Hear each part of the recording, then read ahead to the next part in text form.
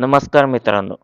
सूर्यग्रहण म्हणजे केवळ आकाशातली एक अद्भुत खगोलीय घटना नाही, तर ज्योतिषशास्त्रामध्येही त्याला विशेष महत्त्व दिले जाते.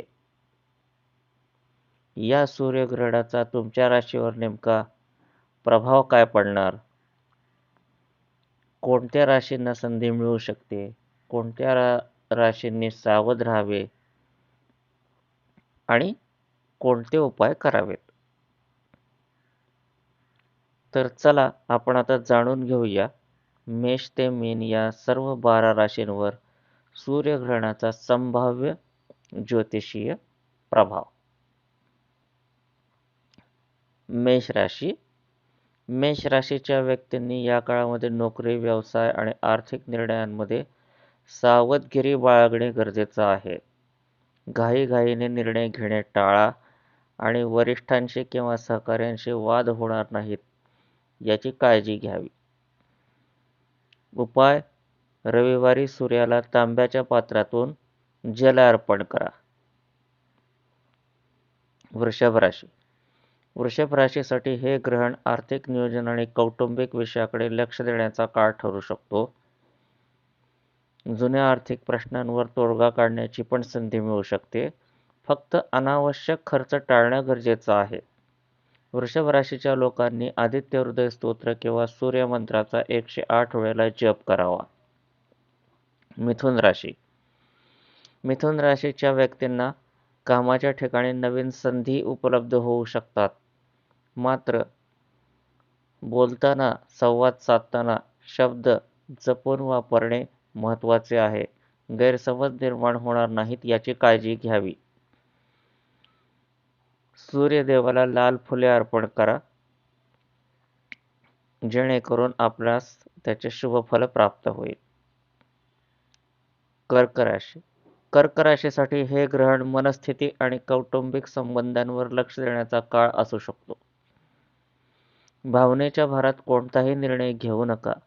आर्थिक व्यवहारातही सावधगिरी बाळगावी लागेल. उपाय: सकाळी सूर्याला अर्घ्य द्या. ओम सूर्याय नमः जपाचा मंत्राचा जप करा. सिंह राशी. सिंह राशीच्या राशीस्वामीच सूर्य असल्यामुळे या राशीसाठी सूर्यग्रहण विशेष महत्त्वाचे आहे. करिअर, प्रतिष्ठा आणि वैयक्तिक निर्णयांमध्ये बदल जाणवू शकतो. नवीन जबाबदारी मिळण्याची शक्यता असली तरी अहंकार किंवा हट्ट टाळा. उपाय: गरजू व्यक्तीला गूळ किंवा गहू दान करा. कन्या राशी. कन्या राशीच्या व्यक्तींना आरोग्य, कामाचा ताण आणि आर्थिक नियोजनाकडे लक्ष देणे गरजेचं आहे. एकाच वेळी अनेक कामे करण्यापेक्षा नियोजन करून काम करा. कन्या राशीच्या व्यक्तींनी सूर्याचा मंत्र जप करावा आणि गरजू व्यक्तीला अन्नदान करावे. तुला राशी. तुला राशीसाठी ग्रहणाचा प्रभाव हा नातेसंबंध आणि भागीदारीच्या बाबतीमध्ये महत्त्वाचा ठरू शकतो. व्यवसायातील भागीदार किंवा जोडीदाराशी संबंध ठेवताना गैरसमज टाळा. रविवारी सूर्याला जल अर्पण करावे.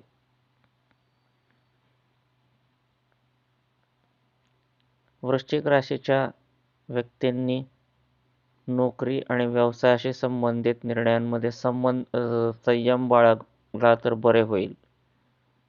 जुने प्रश्न समोर येऊ शकतात, मात्र नियोजनाने परिस्थिती नियंत्रणात ठेवता येऊ शकते. गरजू व्यक्तीला गुळदान केले तर जास्त चांगला प्रभाव निर्माण होईल. धनुराशीसाठी शिक्षण, प्रवास आणि नवीन संधीसाठीचा हा महत्त्वाचा ठरू शकतो. नवीन गोष्टी शिकण्याची संधी मिळू शकते, मात्र मोठ्या आर्थिक निर्णयापूर्वी विचार करून कोणताही निर्णय घ्या.